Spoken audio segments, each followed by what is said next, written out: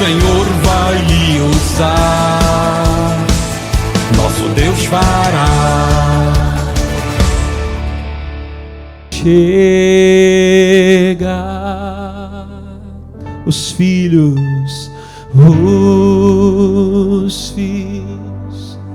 já estão chegando aqui. Glória a Deus. Agora somos 2 ou 3 ou mais. Encontre meu coração disposto a queimar por ti. Todos os versos e canções que eu consegui cantar, todas as vezes quebrando, só quero te falar que teu é o reino e a glória para sempre. Teu é o domínio e o poder, amém, amém. Teu é o reino e a glória para sempre. Teu é o domínio e o poder, amém, amém. Oh,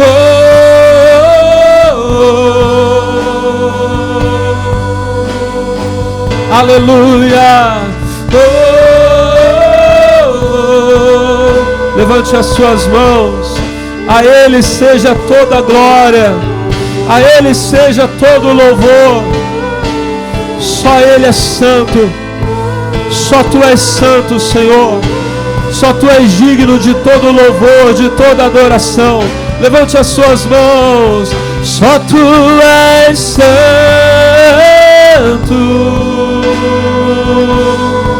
só Tu és.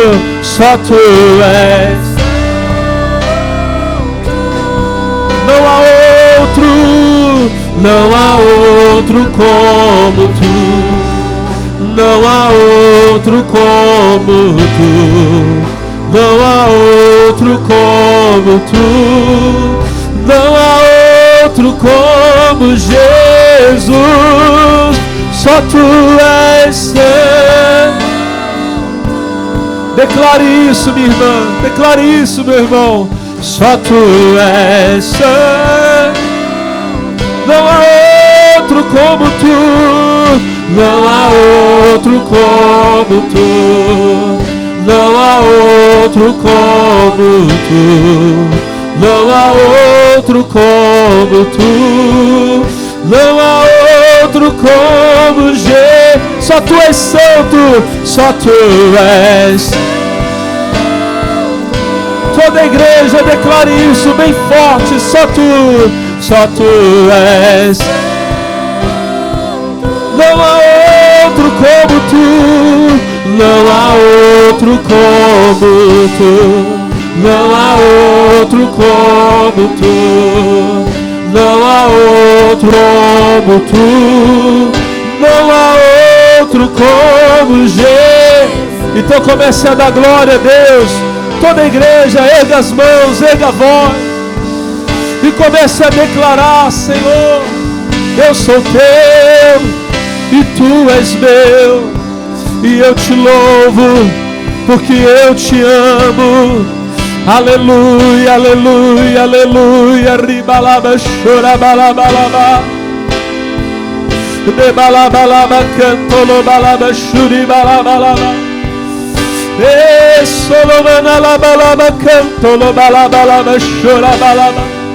Cadê o glória a Deus, a igreja? A voz dos homens de Deus, das mulheres de Deus, do povo que vai morar no céu.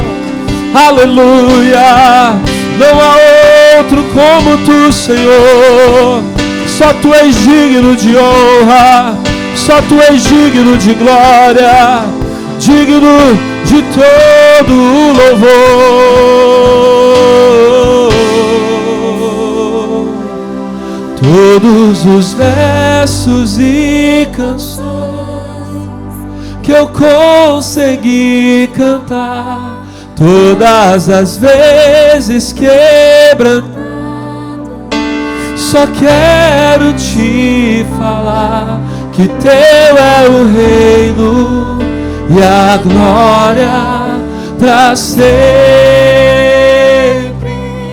Teu é o domínio e o poder, amém. Ah, teu é o reino, teu é o reino e a glória pra sempre.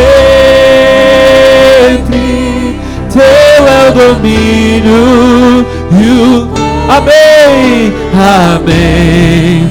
Aleluia, aleluia. Levante a sua voz. Aleluia, aleluia. Não há outro como tu. Não há outro como. Não há outro como. Não há outro como. Não há outro como o Senhor. Só tu és santo. Só tu és santo, declare. Só tu és. Não há outro como tu. Não há outro como tu. Não há outro como tu. Não há outro como tu. Não há outro como Jesus. Só tu és. Solta a voz, povo de Deus. Aleluia. Só tu és. E não há outro como tu. Não há outro como tu. Não há outro como tu.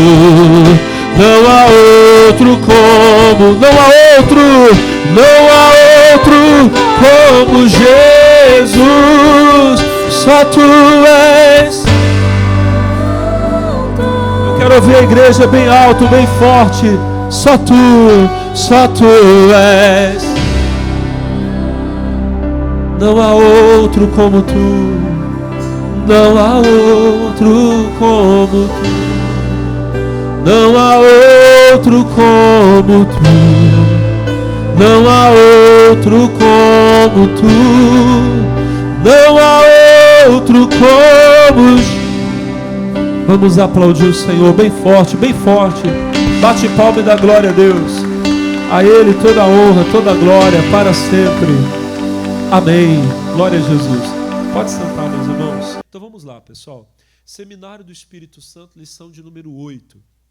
O Espírito Santo e a segunda vinda de Jesus. Leia comigo, diz assim, ó. A vinda do nosso Mestre se aproxima.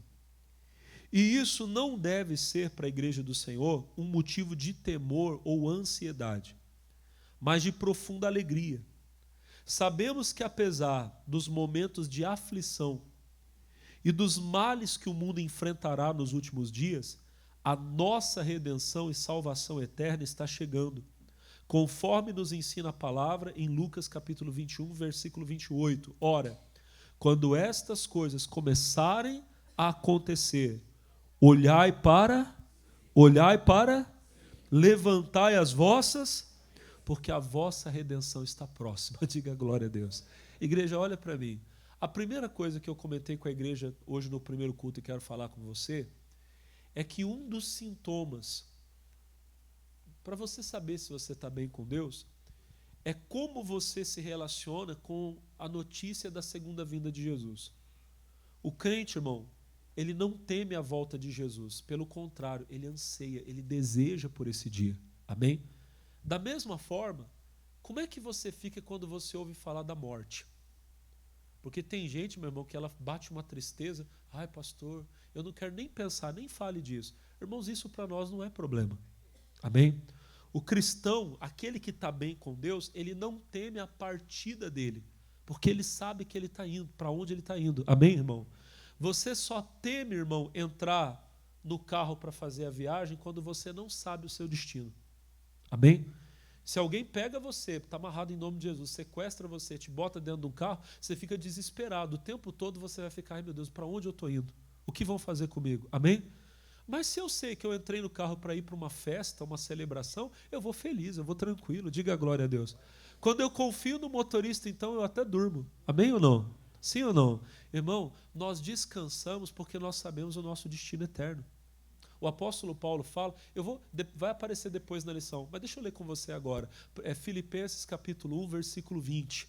Paulo diz assim, ó, segundo a minha intensa expectação e esperança, de que em nada serei confundido. Antes, tanto agora como sempre, Cristo será engrandecido no meu corpo, seja pela minha vida ou seja pela minha morte. Por quê? 21, lê em voz alta. Porque para mim o viver é e o morrer é ganho. Tem algumas traduções que falam que o morrer é lucro.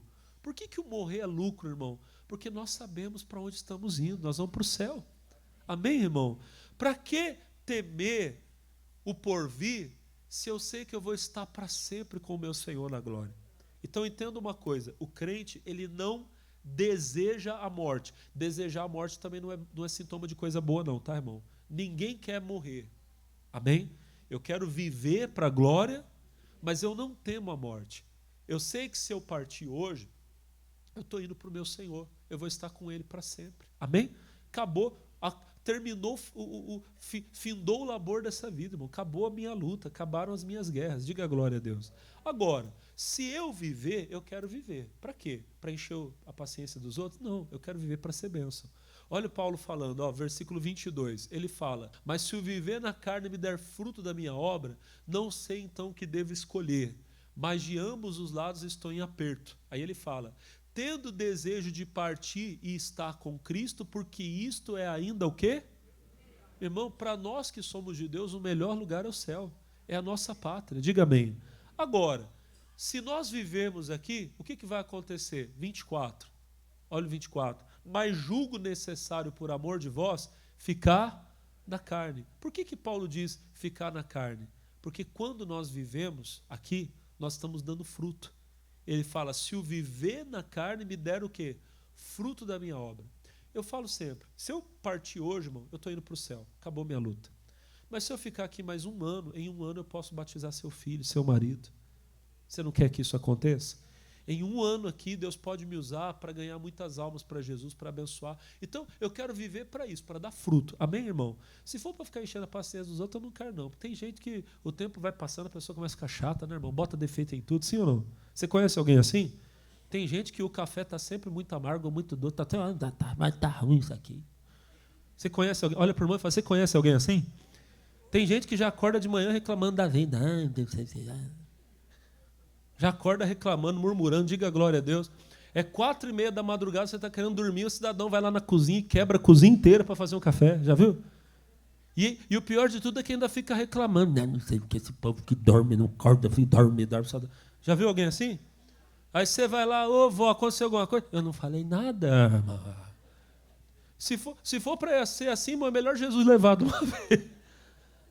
Olha para o irmão e fala, ainda bem. Olha para o irmão, mas olha bem nos olhos azuis dele e fala, ainda bem que você não é assim. Amém, pessoal? Você vive para fazer todo mundo feliz, alegre. Se eu não ouvir um glória a Deus, eu vou achar que vocês estão aqui só enchendo a paciência. Irmão, olha para o pastor. Nós temos que estar aqui para dar fruto, para ser bênção. Diga a glória a Deus. Se for para atrapalhar os outros, então o Senhor me leva, porque pelo menos estou indo para o céu. Mas ninguém vai não, vocês vão viver muito aqui para ser uma bênção. Mas lembra disso, olha para o pastor. Querer partir não é bom. Mas nós que somos de Deus sabemos que partindo nós estamos indo com Cristo. Então nós desejamos estar com Ele e oramos pela vinda dEle. Continuando a lição da onde eu parei, diz assim, ó, uma das funções mais lindas sobre a atuação do Espírito Santo na atualidade é que ele move, inspira e conduz a igreja fiel a clamar com fervor pela vinda de Jesus. Há uma harmonia perfeita entre o desejo do Espírito e o anseio da noiva. A noiva é a igreja, tá? na expectativa do grande dia, expressa em Apocalipse 22, 17, onde o Espírito e a noiva dizem em uníssono, vem. Lê comigo Apocalipse 22, 17, em voz alta se você puder. O Espírito e a esposa dizem, vem. Quem ouve, diga, aquele que tem sede, venha. Continua, por favor. E quem quiser, tome de graça da água da vida. Amados irmãos, o começo do versículo diz, o Espírito e a noiva, e o Espírito e a esposa dizem, vem. Vocês sabem muito bem que a esposa, a noiva, é a igreja. Nós somos a noiva do Senhor. O Espírito Santo, que é o nosso guardião, o nosso protetor, inclusive, é uma das coisas que eu vou deixar bem claro para você hoje aqui na mensagem. Ele, olha para o pastor, juntamente com a igreja, ele clama pela vinda do Senhor. Amém? Eu falei hoje aqui para os irmãos como se fosse uma parábola. Vamos pensar assim. Imagine você que eu tenho um amigo. E o meu amigo está com tudo preparado para o casamento dele. E ele é apaixonado pela noiva dele. Ele não vê o dia. Mas, de repente, numa emergência, ele precisa fazer uma viagem. Eu sou a pessoa que ele mais confia. E ele diz para mim, Alex, eu vou viajar, vou ter que ficar 1 ano, 2 anos talvez fora. Você sabe que a minha noiva é tudo para mim. E você é a pessoa que eu mais confio. Cuida dela. Não deixa faltar nada, protege ela. Porque eu sei que se você cuidar dela, quando eu voltar, ela vai estar bem. Amém? Agora o meu amigo foi. Amém, pessoal? E eu estou cuidando da noiva dele. O que é que eu e a noiva dele desejamos? A vinda dele. Amém? Eu olho para ela, às vezes assim, sabe? Olhando para o... E com saudade. Ai, quando é que você vai voltar? Amém? E eu tenho o mesmo desejo. Puxa, volta logo, rapaz. Eu não vejo o dia de você chegar e eu poder entregá-la para você. Está aqui, ó, eu cuidei para você. Não deixei faltar nada. Eu supri as necessidades dela. Amém? Se alguém tentou fazer alguma coisa, eu cuidei, eu protegi, eu guardei para entregar para você. É sua. Amém? O Espírito Santo faz exatamente isso. Ele é o amigo que está cuidando da noiva, até que o noivo venha para tomá-la. Irmão, o Espírito Santo é quem nos protege, é quem nos supre, é quem cuida, é quem guarda. Amém, amados? O Espírito Santo deseja o dia que o Senhor virá para levar a noiva. Então ele na noiva, o Espírito Santo em nós, na igreja, ele clama, o Espírito e a esposa, o Espírito e a noiva dizem, vem.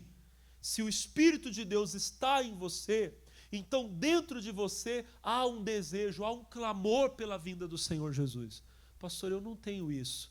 Então talvez você ainda não seja noiva. Talvez você ainda esteja do lado de fora. Você precisa nascer de novo para ser parte do povo de Deus. A noiva que vai ser recebida pelo Senhor. Ou talvez você não está bem em comunhão com o Espírito Santo. Porque se você tiver dentro de você, você terá esse desejo, esse anseio pela vinda do Senhor.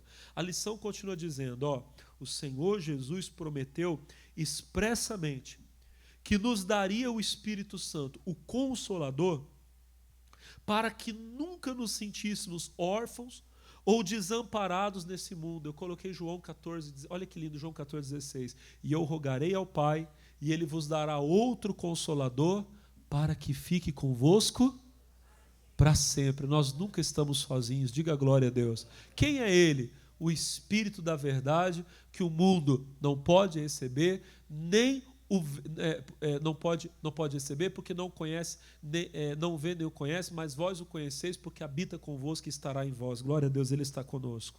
Termina essa parte da lição dizendo, essa verdade representa um dos pilares mais fundamentais sobre a obra do Espírito na terra.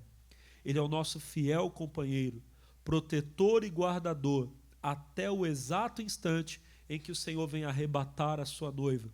Por essa razão, todo cristão verdadeiro nutre no coração esse desejo e clama sem cessar pelo retorno do Salvador. Aí eu coloquei aqui o texto de Filipenses 1:20, que eu li para você agora há pouco, que o viver é Cristo e o morrer é ganho, é lucro. Amém?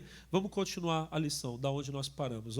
O bom samaritano e o estalajadeiro. Leia comigo, diz assim, na famosa parábola do bom samaritano, encontramos uma preciosa metáfora a respeito do Espírito Santo, que muitas vezes passa despercebida.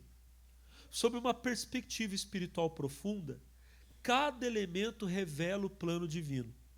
O homem caído e ferido no caminho simboliza toda a humanidade que, ao se afastar de Deus e de seus caminhos originais, ficou à mercê e vulnerável ao poder destruidor de Satanás e suas hostes, representados na história pelos ladrões. Continua. O levita e o sacerdote passam de largo pelo homem necessitado. Representam a antiga lei mosaica e os ritos religiosos humanos, evidenciando que o legalismo e a religiosidade exterior são incapazes de regenerar, curar e salvar o ser humano de sua condição caída. Por fim, surge a figura do samaritano, que prefigura o próprio Senhor Jesus Cristo, sendo alguém considerado de fora e rejeitado. Ele move-se de íntima compaixão e intervém diretamente, aplicando o azeite, que representa o poder e a unção do Espírito, e o vinho, que tipifica o seu precioso sangue derramado na cruz do Calvário, garantindo a cura e a salvação do pecador ferido. Vamos mais um pouquinho, eu vou ler tudo, depois eu explico para você. Diz assim, continuando, a parábola prossegue, mostrando que o samaritano conduz o homem salvo a uma estalagem e confia os cuidados dele ao estalajadeiro, oferecendo recursos e prometendo recompensá-lo quando retornar. O dono da estalagem aponta claramente para o Espírito Santo, que recebeu a responsabilidade de cuidar, nutrir e guiar a igreja dos salvos na ausência física de Jesus. Sem a presença contínua e o cuidado diário do Espírito Santo, estaríamos completamente desabrigados e expostos. Jamais conseguiríamos sobreviver aos perigos e armadilhas do caminho até que o samaritano volte. Para ficar bem claro para você, eu quero ler com você a passagem, mas vai ser rápido. Lucas capítulo 10, abra sua Bíblia. A história completa, ela começa no versículo 25, mas nós vamos direto no verso 30, tá bom? No versículo 25, a Bíblia vai dizer que se aproximam de Jesus e perguntam para ele quem é o próximo, né? Porque a Bíblia fala que nós devemos amar o próximo e ele pergunta, mas quem é o meu próximo? Aí no versículo 30, o Senhor Jesus começa a parábola. Ele diz assim, e respondendo Jesus disse, descia um homem de Jerusalém para Jericó e caiu na mão dos salteadores, os quais o despojaram e espancando se retiraram, deixando meio morto. Olhem para mim, isso aqui pode parecer uma história simples, mas ela revela todo o plano da salvação. O homem da história que Jesus conta, ele estava em Jerusalém e ele desceu para Jericó. A palavra Jerusalém significa casa de paz. Repita comigo, Jerusalém é casa de paz, é lugar de paz. Amém, irmão?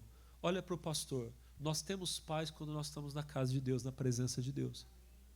O nosso primeiro pai, segundo a carne, Adão, ele estava num lugar de paz, no jardim do Éden, onde ele não tinha nenhum problema.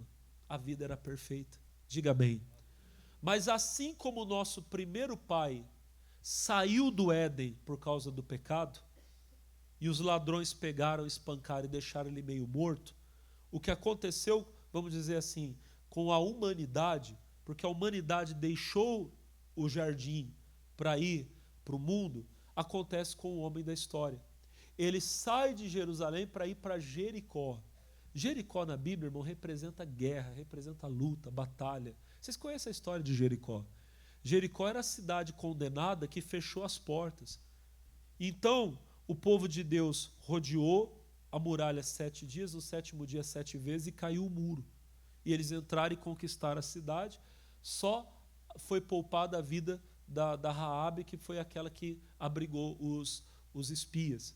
Mas daí tem uma parte da história que muita gente não lembra. Quando a cidade estava no chão, os muros caídos, Josué jogou uma maldição em Jericó. Vocês lembram disso? Ele disse, maldito o homem que reconstruía essa cidade. Quando ele colocar a primeira pedra, ele perde o filho mais velho. Olha que coisa séria. Se ele for doido de continuar, quando ele terminar e colocar os portões, ou seja, a cidade estiver acabada, ele perde o filho caçula. No entendimento que eu tenho, conforme a obra fosse sendo feita, ele ia perdendo os filhos um por um. E Josué lançou essa maldição muitos anos depois. Não foi logo em seguida, irmão. Foram muitos anos depois. O problema das pessoas é elas acharem que depois que o tempo passa, as coisas mudam e aquilo que não podia antes pode agora, continua não podendo. Muitos anos depois, irmão. Isso aqui, Josué lançou, foi na época da conquista de Canaã. Anos e anos depois, já na monarquia. Agora o rei era Acabe. O Acabe, lembra o Acabe que dava problema, dava trabalho para o profeta Elias? Quem lembra? No tempo dele, a Bíblia diz que se levantou um homem chamado Riel e reconstruiu Jericó. E a profecia se cumpriu na vida dele. Quando ele colocou a primeira pedra, morreu o filho mais velho. Mas daí ele parou, pastor. Não parou, ele continuou doido. Reconstruiu, e a Bíblia diz que quando ele colocou as portas, ele perdeu o filho caçula. Se ele tinha 10, foi morrendo um, e outro, e outro, e outro. Mas tem gente, meu irmão, que está perdendo tudo e é doido e continua. Misericórdia. Mas o que eu quero que você entenda? Jericó é o que tem que ser deixado para lá. Deus derrubou, tem que ficar no chão. Quem está entendendo, diga amém. Tem coisa que não é para a gente, irmão. Deus já tirou a gente de lá, voltar para lá para quê? Amém? Mas o homem da nossa história, ele sai de Jerusalém, da casa de paz, para ir para Jericó. Tem crente que está saindo da igreja para ir buscar prazer no mundo.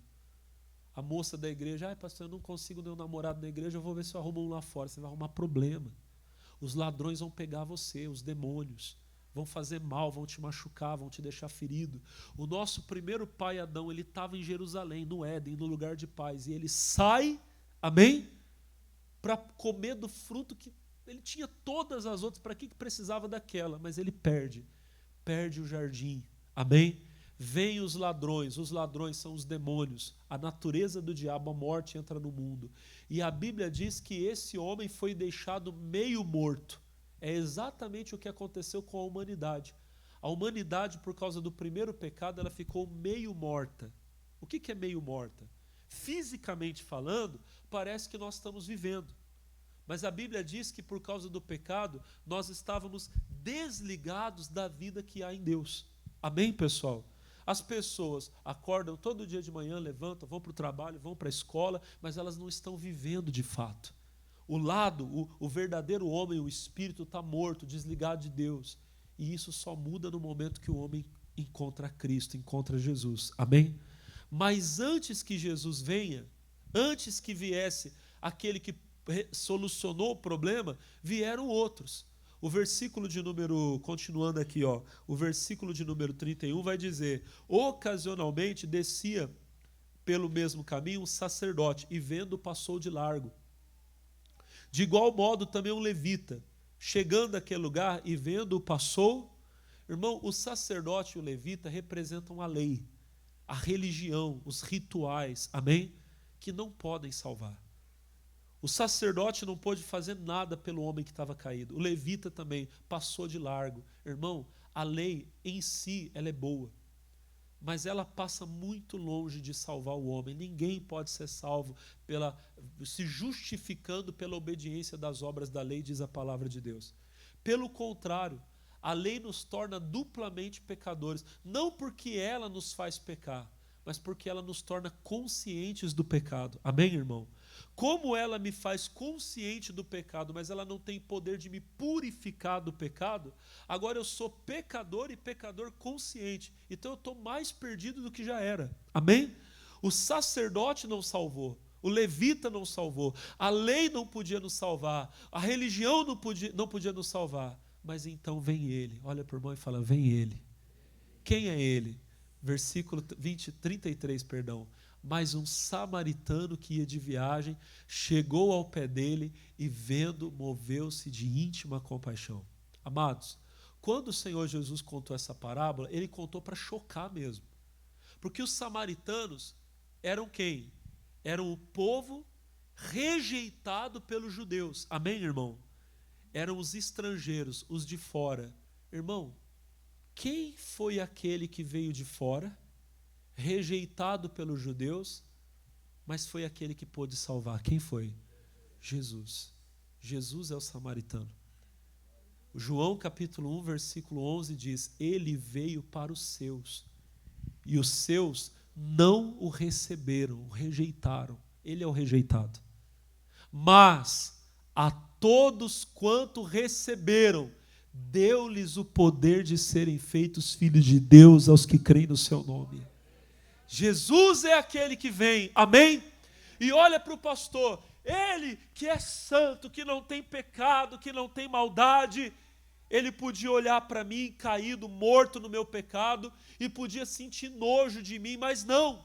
Ele me viu na condição de pecado que eu estava, e ele se moveu de íntima compaixão. Ele sentiu a minha dor, ele sentiu a sua dor. Amém, meus irmãos? E então ele vem com o azeite e o vinho, e aproximando-se, atou-lhe as feridas, aplicando azeite e vinho. O azeite é um símbolo do poder do Espírito Santo. Irmão, o Senhor Jesus era cheio do poder do Espírito Santo. Quando ele começou o ministério dele na sinagoga lá em Nazaré, ele disse: o Espírito do Senhor é sobre mim. Ele me ungiu para evangelizar os pobres, dar vista aos cegos. Ele estava cheio de azeite, diga glória a Deus. E ele veio em mim que estava caído, você que estava caído, e ele nos deu o poder do Espírito Santo. Ele vem com o vinho, com o sangue dele, e nos purifica de todo o pecado, diga glória a Deus. Aí vem a parte que interessa para nós. O samaritano coloca o azeite, coloca o vinho, cura as feridas, diga amém, e larga o homem sozinho. Fica aí, estou indo. Ele faz isso? E aproximando-se, atou-lhe as feridas, aplicando azeite e vinho, e pondo sobre a sua cavalgadura, levou-o para uma estalagem e cuidou dele. Deus te trouxe para um lugar para você ser cuidado, Ele te trouxe para a igreja. Amém, irmão? E aqui na igreja tem alguém cuidando de você. Versículo 35. E partindo ao outro dia, tirou 2 dinheiros, deu ao hospedeiro. Olha para o irmão que está do lado e fala: o hospedeiro. Diga: o estalajadeiro. O dono da estalagem. Quem é ele, igreja? Olha para o teu irmão e fala: o Espírito Santo. Deu ao hospedeiro e disse-lhe, cuida dele. E tudo que demais gastares, eu te pagarei quando voltar. Irmão, ele já pagou o preço. Amém? Mas quando chegar o dia que ele vier e ele vem para nos buscar, irmão, ele vai nos levar para um lugar, a gente vai descobrir que tinha coisa muito melhor preparada. Mas até que esse dia chegue, nós não estamos sozinhos. Há alguém cuidando de nós. Você entende a importância do Espírito Santo? O Espírito Santo é o dono da estalagem, é o Senhor da igreja. Agora, irmão, não levanta e vai embora não, fica na estalagem, espera o samaritano, espera Jesus voltar, ele prometeu que ele vai voltar. Você não precisa ir, irmão, tudo que você precisa tem aqui, o pão que você precisa, ele já pagou o preço. Amém, irmão? Ele pagou o preço, irmão, para você ter paz, para você ter alegria. Ele colocou alguém para cuidar de você, você tem um amigo o tempo todo com você, que está com você quando você acorda, quando você dorme, que vai com você para todo lugar, que é o Espírito Santo. A Ele toda a honra e toda a glória, amém, meus irmãos?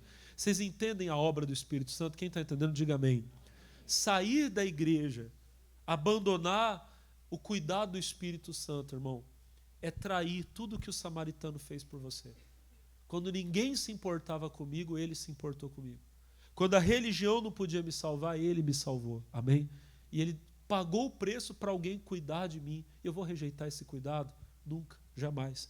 Vamos continuar, diz assim: o esfriamento e o tempo da iniquidade. Amém?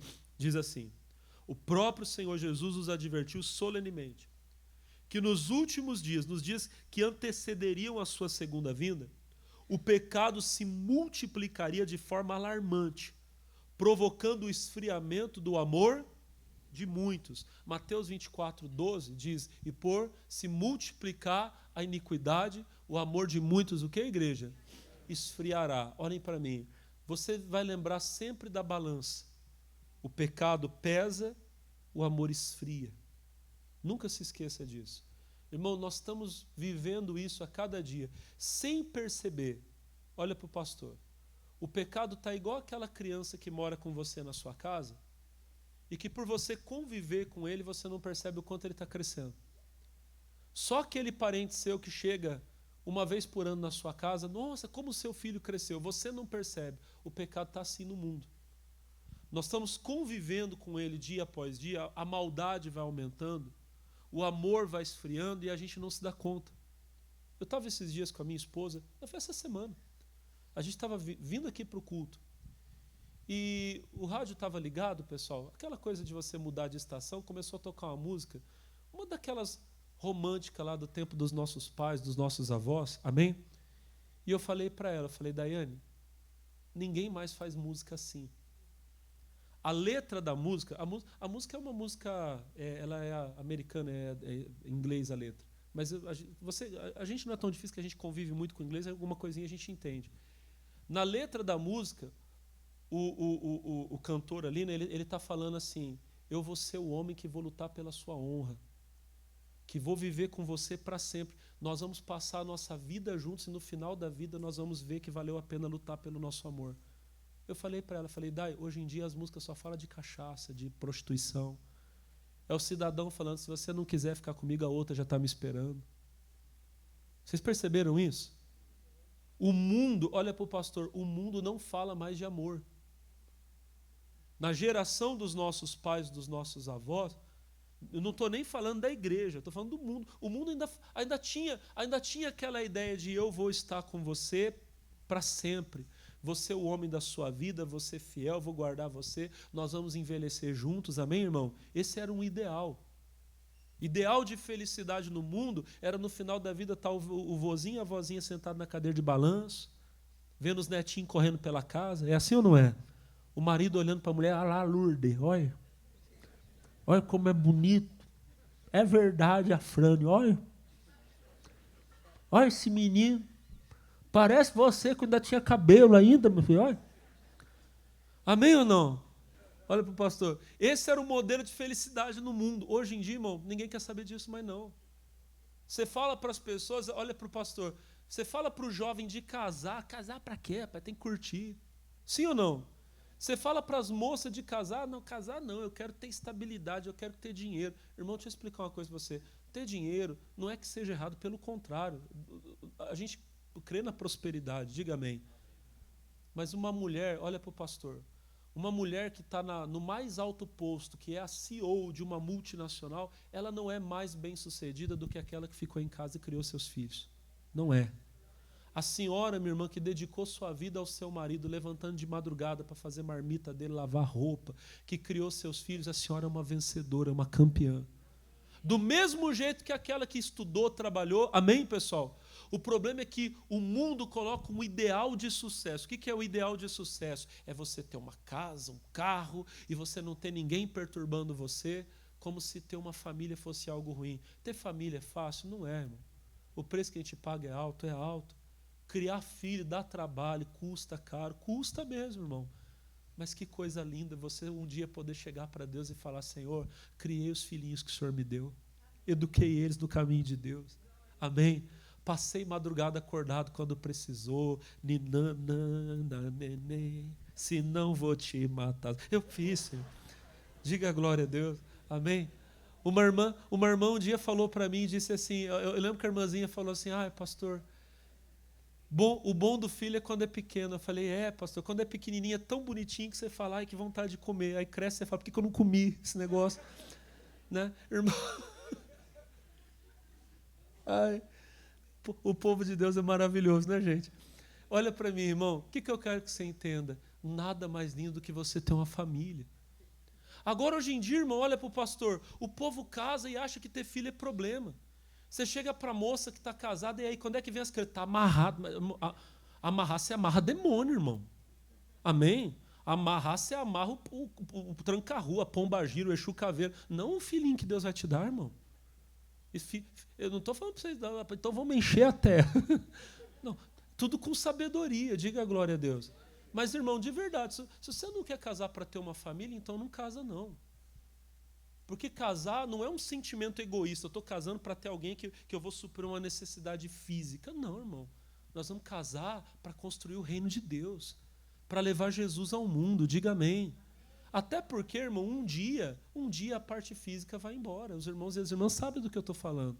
E sabe o que fica? Fica aquele patrimônio que você construiu, aquela família. Amém, irmão? E se o filho vai estar perto, vai estar longe, isso é outra coisa. Mas você soube que você fez a sua parte. O amor está esfriando.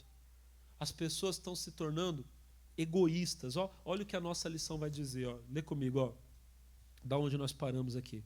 Ó, diversas outras passagens apostólicas reforçam esse alerta acerca dos tempos trabalhosos e dos perigos espirituais do fim dos tempos. Ó. 2 Timóteo 3,1 fala exatamente isso. Sabe, porém, isso, que nos últimos dias sobrevirão tempos o quê? Trabalhosos. Porque haverá homens amantes de si. Isso aqui, irmão, olha para o pastor. O que é o homem amante de si mesmo? É o egoísta. É o que pensa nele. Amém? O homem é casado, mas ele não vive para a esposa, ele vive para ele. Ele não quer saber dos outros. Bom, vocês já entenderam. Eu não vou explicar um por um, senão vai demorar muito. Amantes de si mesmo, avarento, que é o que ama o dinheiro, presunçosos, soberbos, blasfemos, a lista é grande e é feia.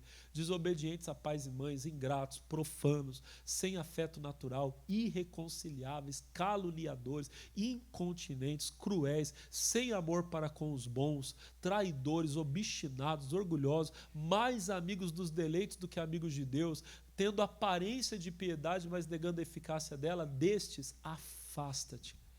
Olha como é que serão os homens no final dos tempos. E a gente já vê isso, pessoal. O capítulo 4, versículo 3, fala algo parecido. Ó. Porque virá tempo em que não sofrerão a sã doutrina, mas tendo comichão, coceira no ouvido, dos ouvidos, amontoarão para si doutores conforme as suas próprias. É o fim dos tempos, irmão. As pessoas não suportam ouvir a verdade, então elas correm atrás de alguém que fala o que elas querem ouvir, amém? É o que o Senhor Jesus falava, é a porta larga. Não, aqui na nossa igreja, aqui a gente aceita casamento de homem com homem, mulher com mulher, aqui você não precisa dar dízimo, aqui se você quiser tomar uma cervejinha não tem problema, e o povo todo corre para lá, por quê? Porque eles querem o mestre que fala o que eles querem ouvir, mas não suportam a sã doutrina. É o sinal que a vinda do Senhor se aproxima. Vamos continuar mais um pouquinho, vamos avançar. O próprio Espírito Santo, olha ele aqui, o Espírito Santo, nos fala e adverte expressamente sobre a apostasia e o cenário de engano que caracterizam esses dias. Olha 1 Timóteo 4,1 agora. Põe lá para mim, por favor. Ó. Mas o Espírito expressamente diz. Ó, quem está falando aqui é o próprio Espírito Santo. Olha o Espírito Santo cuidando da igreja nos últimos dias. Mas o Espírito Santo expressamente diz que nos últimos tempos apostatarão alguns da fé, dando ouvidos a espíritos enganadores e a doutrinas de demônios. Aí o texto continua. O Espírito Santo, que é quem está cuidando de nós até a vinda do Senhor, ele nos adverte que nesses dias que nós estamos vivendo, as pessoas apostatariam. O que é apostatar? É abandonar a fé. As pessoas abandonariam a fé para dar ouvidos a doutrinas de demônios, que é tudo isso que eu falei com você agora há pouco. Vamos avançar um pouquinho, pessoal, para a gente terminar a lição agora aqui. Diz assim, ó, contudo, em contrapartida ao avanço das trevas, a palavra de Deus nos assegura que este mesmo período final seria marcado por um derramamento extraordinário do Espírito Santo sobre toda a carne. Vamos ler Joel 2? Ó, esse texto aqui eu falei várias vezes para você durante a lição. Ele fala sobre o derramamento do Espírito Santo. Mas eu vou mostrar para você que ele está em contexto com o final dos tempos. Ó, e há de ser que depois derramarei do meu Espírito sobre toda a carne, vossos filhos, vossas filhas profetizarão, vossos velhos terão sonhos, vossos jovens terão visões, sobre os servos e servas, naqueles dias derramarei do meu... Agora olha um pouquinho, olha para o pastor. Você percebeu, olha aqui para a gente, você percebeu que o texto falou, naqueles dias eu vou derramar? Você percebeu? Depois daqueles dias eu vou derramar. Então, nós vamos viver o derramamento do Espírito Santo. Só que daí, Joel fala, naqueles dias. Que dias? Continua. e mostrarei prodígios no céu, na terra, sangue, fogo, colunas de fumaça, o sol se converterá em trevas, a lua em sangue, antes que venha o grande e terrível dia do... Então olha para o pastor, os dias do derramamento do Espírito Santo são os dias que antecedem o dia do Senhor, a vinda dele. Deus está nos dando o Espírito Santo para a gente suportar os últimos dias, irmão. Os últimos dias serão terríveis, a Bíblia fala, mas nós vamos suportar. Por quê? Porque Ele vai derramar do Espírito dele sobre nós. Então, pelo poder do Espírito Santo, a gente vai suportar tudo isso. Diga a glória a Deus. O sol vai escurecer, mas o Espírito Santo é a nossa luz. Diga a glória a Deus. A lua vai se tornar em sangue, mas nós não vamos nos preocupar com a lua de sangue, porque nós estamos cobertos por um sangue mais forte, que é o sangue de Jesus. Amém, amados? Vamos mais um pouquinho aqui para a gente terminar. Diz assim, ó, da onde nós paramos. Funcionando como uma grande capacitação para a igreja remanescente. Remanescente é a igreja dos últimos dias. Na parábola das 10 virgens, Mateus 25, do 1 ao 3, eu não vou ler agora, mas depois eu quero que você leia na sua casa. Observamos atentamente que o erro crucial e o problema das 5 virgens nécias não foi o fato de terem dormido, pois todas cabecearam e dormiram com a demora do noivo. O erro fatal foi a total falta de azeite de reserva em suas lâmpadas. Nas Escrituras sagradas, o azeite está invariavelmente associado à pessoa, à comunhão e ao poder transformador do Espírito Santo. No contexto e cultura dos tempos bíblicos, a função primária do azeite em uma residência era servir de combustível essencial para gerar o quê? Luz. Então olha para mim, hoje, na sua casa você usa azeite para fazer comida, no tempo da Bíblia também. Mas havia uma outra função que era até mais importante. Ter azeite em casa era ter luz. Hoje a gente não faz mais isso porque todo mundo tem energia elétrica em casa. Mas no tempo da Bíblia precisava ter azeite para manter a chama acesa. Amém, amados? Quando o Senhor Jesus conta a parábola das 10 virgens, você conhece, eram 5 prudentes e 5 loucas. Qual que era a diferença da prudente e da louca? As loucas não tinham azeite de reserva. Amém? O tempo passou, todas tosquenejaram, dormiram, as prudentes também dormiram, todas dormiram. Só que quando veio a meia-noite e ouviu-se o chamado, alguém gritou, aí vem o noivo, todas se levantaram, as prudentes tinham azeite, acenderam suas lâmpadas, amém? E as nécias, as loucas, perceberam que estavam no escuro. Esse é o problema, olha para o pastor, dos últimos dias. Uma parte da igreja do Senhor não está guardando azeite. Está sem luz, irmão. Tem crente que se ele precisar enfrentar o diabo, ele não vai conseguir, ele não tem azeite. Olha para o pastor, se a tribulação vier, irmão, ele não vai aguentar. Meu irmão, tem gente que não aguenta fofoquinha de igreja. O pastor passou por ele, não deu bom dia do jeito que ele gosta, ele já pensa em sair. Imagina quando o anticristo aparecer, quando vier essas últimas coisas. Não vão suportar mesmo, porque não tem azeite. Quem está entendendo, diga amém. Agora, meu irmão, quando você tem azeite, você anda na luz. Você não está nem aí para nada, seu negócio é com Jesus, diga a glória a Deus. Nada afasta você do amor de Deus. Vamos terminar aqui, pessoal. Semana que vem a gente vai falar bem mais sobre isso aqui, tá bom? Diz assim, ó, a ausência de reserva fez com que as 5 virgens insensatas ficassem com suas chamas totalmente apagadas, justamente no instante da chegada do esposo, vindo a clamar tardiamente por ajuda. Depois você leu a passagem. Esse cenário nos traz uma advertência solene e atual. Sem manter viva e alimentada a chama do Espírito Santo em nossas vidas, torna-se humanamente impossível resistir e suportar o severo esfriamento espiritual que assola o mundo dos nossos dias. Só para terminar, olhem para mim. A gente acabou de falar que o amor está o quê? A única forma de você não esfriar é você ter azeite. Com azeite você tem fogo, você se aquece. Diga amém. Sem o Espírito Santo, diga para o teu irmão, sem o Espírito Santo. Fala para o teu irmão, você vai esfriar também. Mas a gente não vai esfriar porque a nossa igreja tem azeite. Tem ou não tem? Olha para o irmão e fala, tem fogo aí, irmão? Louvado seja Deus. Aleluia. Toda a igreja adorando ao Senhor. Ele é digno de honra. Ele é digno de todo louvor e toda glória. Aleluia. Aleluia. Aleluia. Agora, meu irmão, não se segura não. Aonde está o Espírito Santo, ali há liberdade. E você pode ser cheio do Espírito de Deus agora. Você pode ser cheio do Espírito Santo. Oh, aleluia, aleluia, aleluia, aleluia, aleluia. Oh, te louvamos, adoramos. E agora, aí onde você está, seja cheio, seja batizado no Espírito Santo. Glória a Deus. Aleluia. Aleluia, aleluia, aleluia. Ode balaba canto, lo balaba laba chora balaba laba laba. As minhas mãos eu quero levantar. As minhas eu quero levantar. E em louvor, te adorar.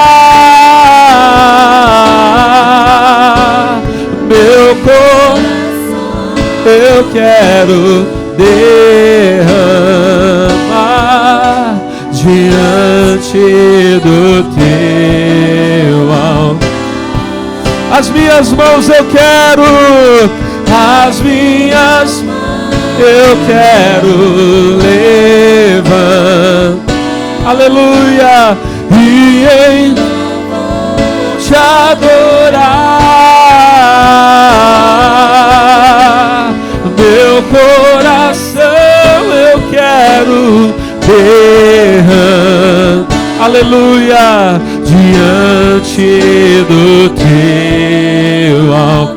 Aleluia. Espírito, Espírito, que desce como fogo, que desce como fogo. Vem como em Pentecostes, vem como em Pentecostes. Ó vem, vem e encha-me de novo. Espírito, Espírito, vem Espírito Santo, vem Espírito de Deus, que desce como. Aleluia, aleluia, aleluia, aleluia. Vem como em. Ó vem, e encha-me, e encha-me, e encha-me, e enche-nos. Aleluia, ribalaba, clama, narabalaba, chorabalaba. Dolomanaraba, dolomi, clama, nalaba, sibalaba, cantolobalaba. Se você nunca falou em línguas, você pode falar agora, irmão.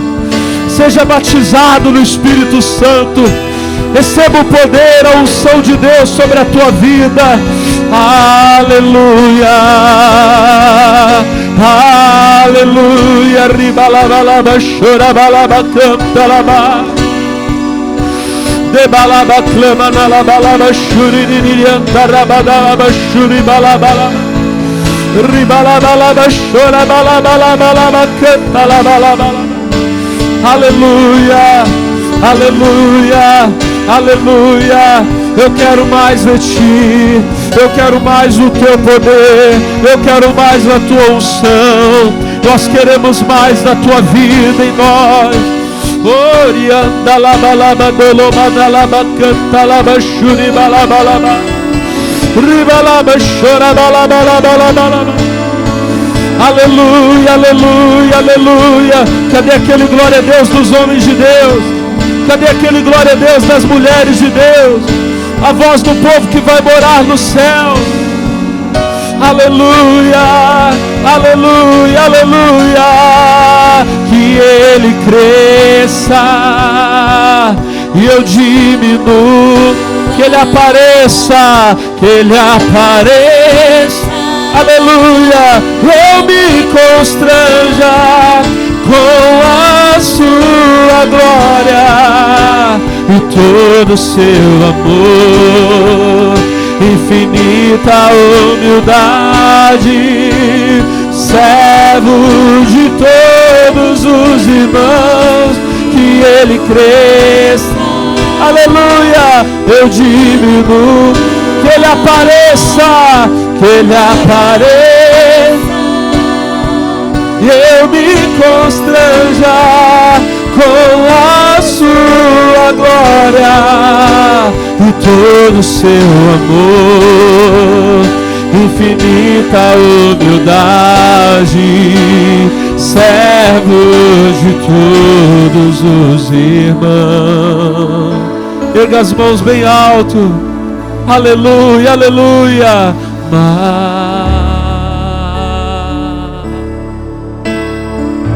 De ti, de ti. Solta a voz bem alto e diga para Ele: mais de ti, Senhor. Eu quero muito, muito, muito mais de ti. Quem quer mais do Senhor aí, diga glória a Deus e cante bem forte: mais de ti. Eu quero muito, muito, muito mais de ti, e menos de mim, e menos de mim, oh, e menos de mim, aleluia, aleluia, e menos de mim, oh,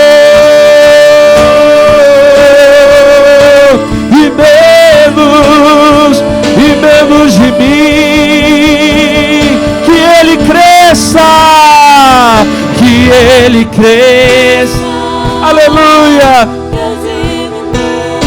que Ele apareça, que Ele apareça, eu me constranja com a sua glória e todo o seu amor, infinita humildade, servo de todos os irmãos, que Ele cresça, aleluia, eu diminuo, que Ele apareça, que Ele apareça, eu me constranja com a sua glória e todo o seu amor, infinita humildade, servo, aleluia, aleluia.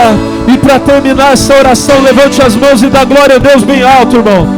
Dá glória a Deus e não para não, vai adorando, glorificando e sendo cheio do Espírito Santo.